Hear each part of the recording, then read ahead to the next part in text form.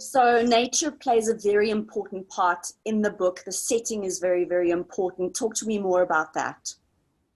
Yeah, so I look at Papa Landon as an environmentalist. He was someone who really cherished the natural world, and he understood about preservation and conservation, and it was something that he passed to his children, and something that Mom then passed to me and my sisters. And I still garden today, and I still use the Three Sisters gardening technique, which for those who aren't familiar with it, it's the three crops that grow best together: maize, beans, and squash.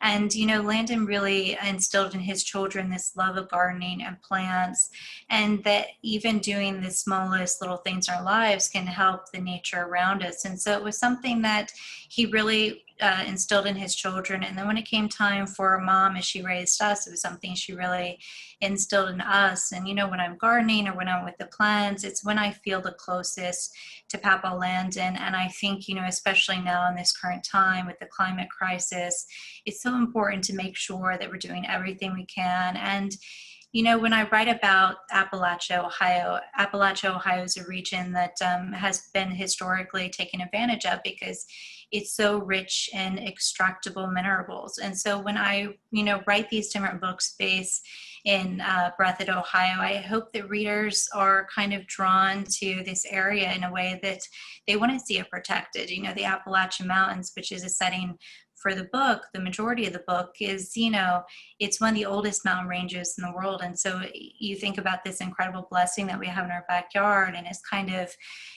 being taken advantage of at risk of the communities and the wildlife who call it home. And so my hope is that at least through that way that readers get more of an introduction to the region, that they feel this kind of call to help protect it and preserve it. I was very interested by the fact that you start each chapter with a Bible verse, even though the book itself isn't extremely religious. So why did you do that? What was the purpose? Yeah, but I wanted to kind of show this patriarchy that Betty and her sisters and her mother was kind of up against. And, she's kind of coming of age with two cultures. Her Cherokee culture is telling her, you're important, you matter, you're a leader, you're powerful, you're strong. And then she's coming of age in a community that is dominated by Christianity. And of course, before Christianity moved in, the historical Cherokee society was that, women had an equal footing.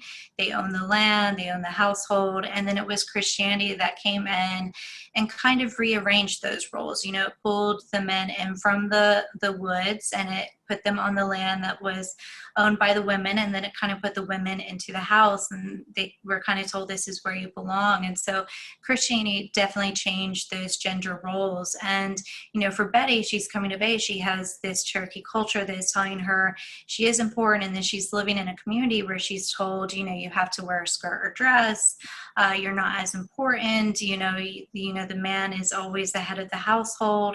And so I wanted to pull those quotes out from the Bible and kind of show this kind of patriarchy that she was up against, and show that she was coming of age in a house where her father's teachings were present and so impactful in her life, but she also had the external voices from the community telling her this whole different teaching. And so it was a way to just show that she was sort of on this one path, and yet there was these two opposing forces. And I wanted to pull quotes from the Bible that sort of specifically spoke to gender and kind of our role in it. And of course, as a book progressive, we see how the quotes kind of begin to reflect the story and kind of begin to reflect this feeling that she has of, okay, I am free, I'm going to set out my path. And so the quotes was also a way to kind of just be a partner within the story as it unfolded.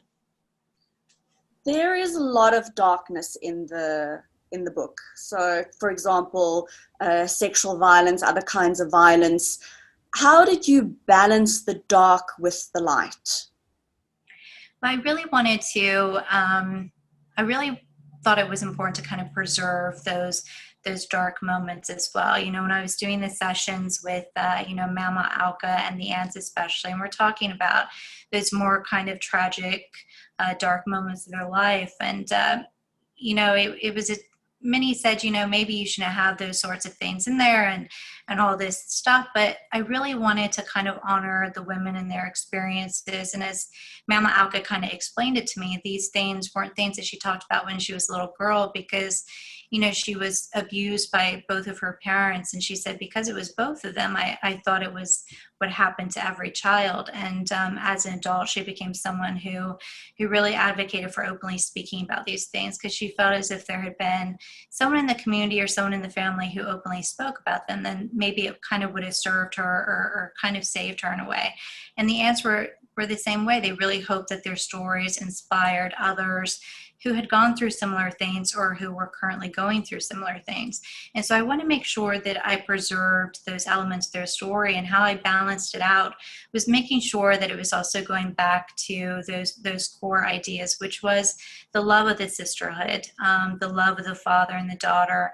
Landon's stories oftentimes had this moment where it balanced out the darker moments. And I also find that balance in sort of the domestic things. When we see this family together in the kitchen, or we see Alka baking or something like that, for me, those moments sort of even it out and balance it. And also by using the love of these family members, because, they did love each other. The sisters loved each other a great deal, and Landon loved his children. And I found that it was through that love that really brought that light back into those moments that might have felt a little heavy. And, I look at this book as, a book of light with moments of darkness. And I think that, that's how life is. And fiction and writing, we have to kind of represent that to the best we can.